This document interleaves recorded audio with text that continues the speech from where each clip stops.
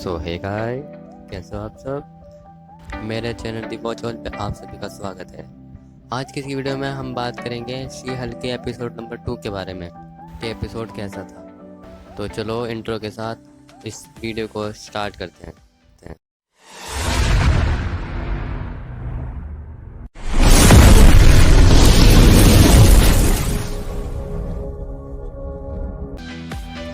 तो एपिसोड वहीं से स्टार्ट होता है जहाँ से पिछले हफ्ते ख़त्म हुआ था, बट पिछले वाले से ज़्यादा इंटरेस्टिंग था क्योंकि ये बहुत छोटा एपिसोड था। कब आया कब चला गया पता ही नहीं चला। और जब मैं ये एपिसोड देख रहा था तो मैंने इसके टाइम पे बिल्कुल ही फोकस नहीं करा था। मुझे नहीं पता था कि इसका टाइम 24 मिनट है। अगर इंट्रो या आउट्रो हटा दो तो इसका ऑलमोस्ट टाइम 21 मिनट था और साथ में एक लास्ट मिड क्रेडिट सीन था। तो भाई ये एपिसोड ऐसा थोपा गया जैसे चांटा दिया जाता है चेहरे पे। थोड़ी देर को दर्द होता है लेकिन बाद में दर्द चला जाता है, ऐसे ही एपिसोड। चलो आगे आते हैं। एपिसोड स्टार्ट होता है वहीं कोर्ट से जहाँ जेनिफर शी हल्क में बनी थी पब्लिक के सामने पहली बार। उनने बचा तो लिया था सबको, बस उसे बचाने की एक सज़ा मिल गई थी। अब उसे कहीं पे नौकरी नहीं मिली बिकॉज वह शी हल्क थी। अब वो हर जगह नौकरी की तलाश में भटक रही थी, बट उसे कोई नौकरी देने को तैयार नहीं था।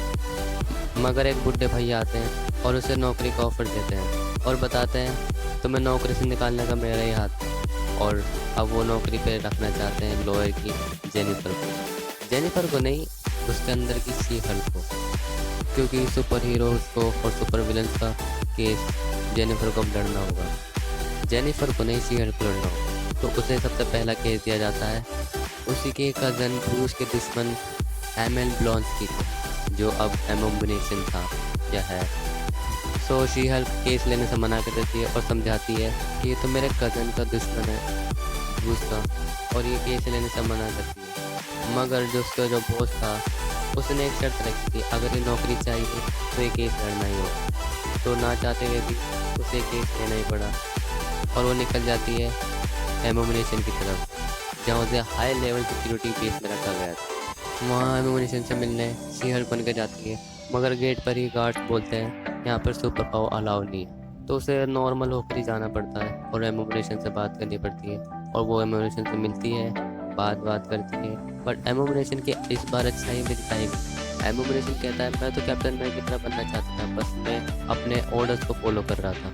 तो जहाँ तक मुझे याद है द इनक्रेडिबल हल्क में वो कोई ऑर्डर फॉलो नहीं कर रहा था ना। सीरम ने खुद अपनी मर्जी से लिया था और पावर को खुद हुआ था। और लास्ट में जब मिस्टर ब्लू और ब्रूस बैनर ने हल्क के अंदर से कुछ निकाला था डीएनए वगैरह, तो उसने अपने अंदर इंजेक्ट खुद धमकी दे के किया था। तो जहाँ तक मुझे लग रहा है ये इसके जेल से बाहर निकलने की कोई चाल है। बट आगे बढ़ते हैं। जब उसकी स्टेटमेंट सुन लेती है जेनिफर, सो वो सोच में पड़ती है कि क्या ये सही है गलत।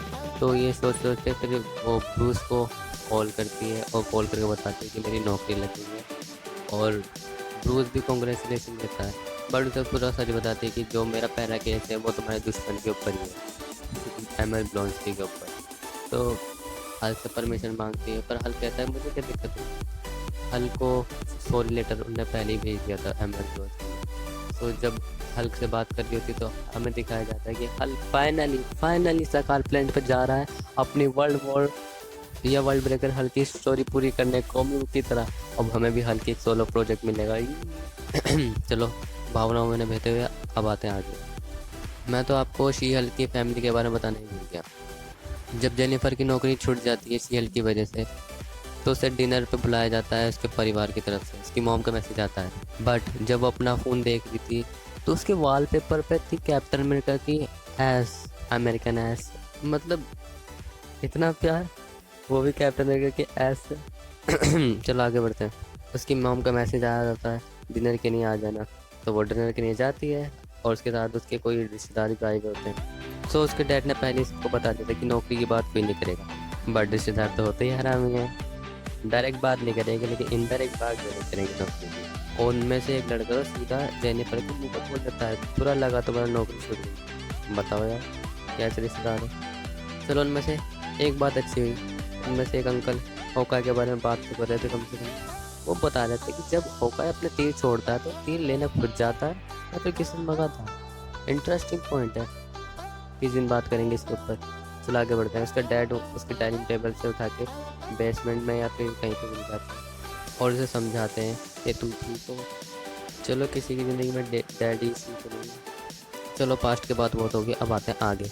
जब हल्क सरकार प्लेनेट पर निकल जाता है, ब्रूस की कॉल कटने के बाद जेनिफर टीवी को ऑन करती है और देखती है वहाँ एक न्यूज़ चल रही होती है जिसमें किसी ने वोंग वर्सेस एमोबिनेशन की फाइट लीक कर दी थी इंटरनेट पे, जो शेंगची एंड द टेन रिंग्स में हुई थी। और ये एपिसोड इसी के साथ ख़त्म हो जाता है। बट इसके अंदर जैसे मैंने बताया एक मिड क्रेडिट सीन भी है, और मिड क्रेडिट सीन आप देखोगे तो आप फ्लाइंग जेट उससे इंस्पायर्ड, जैसे घर के काम करवाना।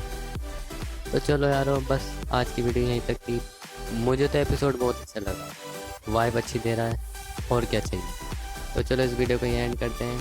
Bye bye, tata, see you and goodbye. जाने से पहले और हाँ, चैनल को सब्सक्राइब और लाइक ज़रूर करो।